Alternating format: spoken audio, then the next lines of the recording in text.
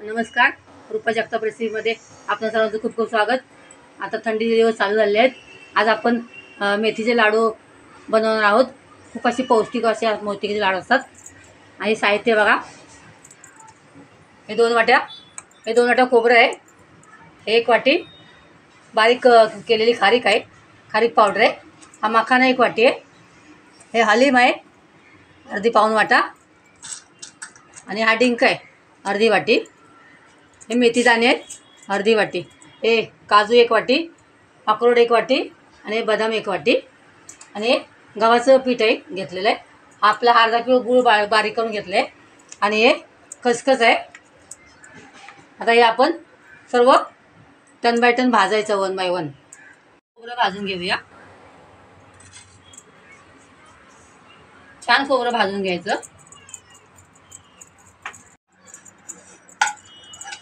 असं छान खोबरं आपलं भाजून झालेलं आहे।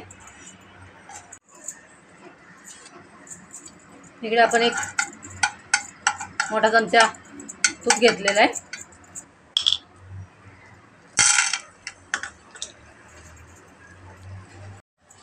बघा छानपैकी असं हे मस्त भाजून झालेलं आहे आपलं डिंक। आपण त्यामध्ये बदाम टाकूया। आपले बदाम पण भाजून झालेले आहेत, पण त्यामध्ये आता काजू टाकणार आहोत। आपले काजू पण भाजून झालेले आहेत। आता आपण हे मेथीदाणे भाजून घ्यायचे। हे खारीक पावडर छान भाजून झालेलं आहे, एकदम लालसर सुंदर अशी।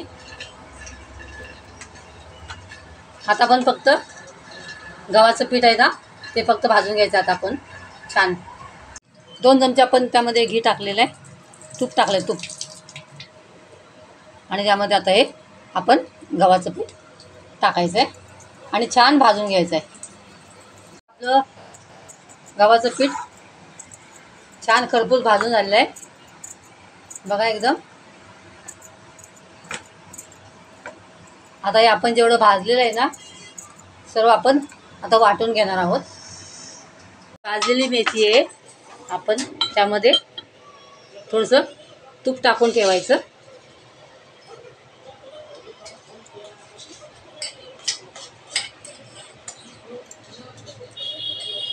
आपण यामध्ये तूप टाकून ठेवले, ते रात्रभर असंच ठेवायचं।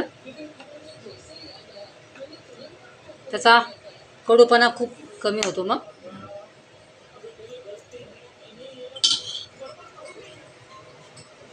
हे आपले सर्व पावडरी वाटून झालेले आहेत। आता हे आपण सर्व एकत्र करायचे आहेत।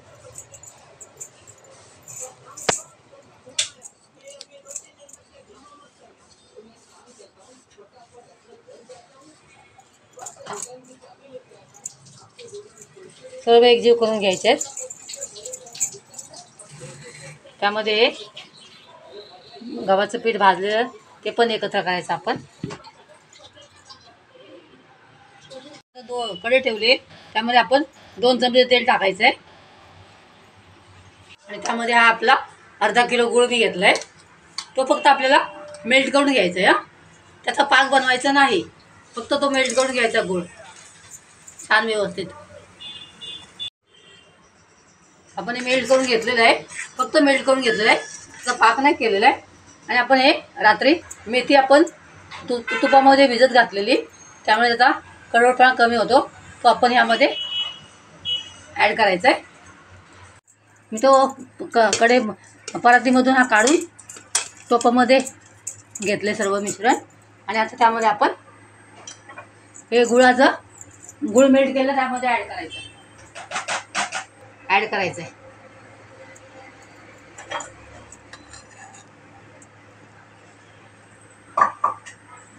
आणि छान एकजीव करून घ्यायचं आहे। टाकलं पाहिजे सर्वांना, हाताने असं करून घ्यायचं।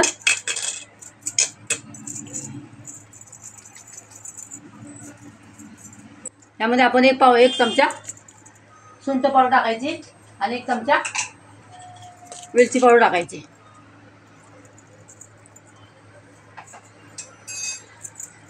आणि व्यवस्थित एकत्र करायचं छान.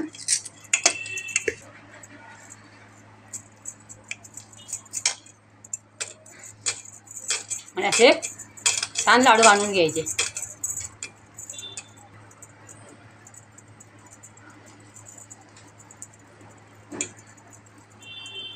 छान असे लाडू बांधून घ्यायचे मेथीचे लाडू. खसखस आहे त्यामध्ये असे हे करून घ्यायचे. हा असा खसखस लावला आपला मेथीचा लाडू तयार होतोय. आज सर्व लाडू मी बनवून घेते.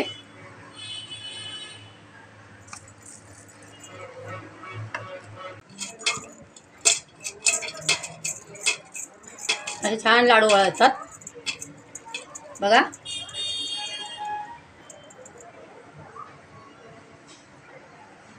छान दाणेदार लाडू होतात.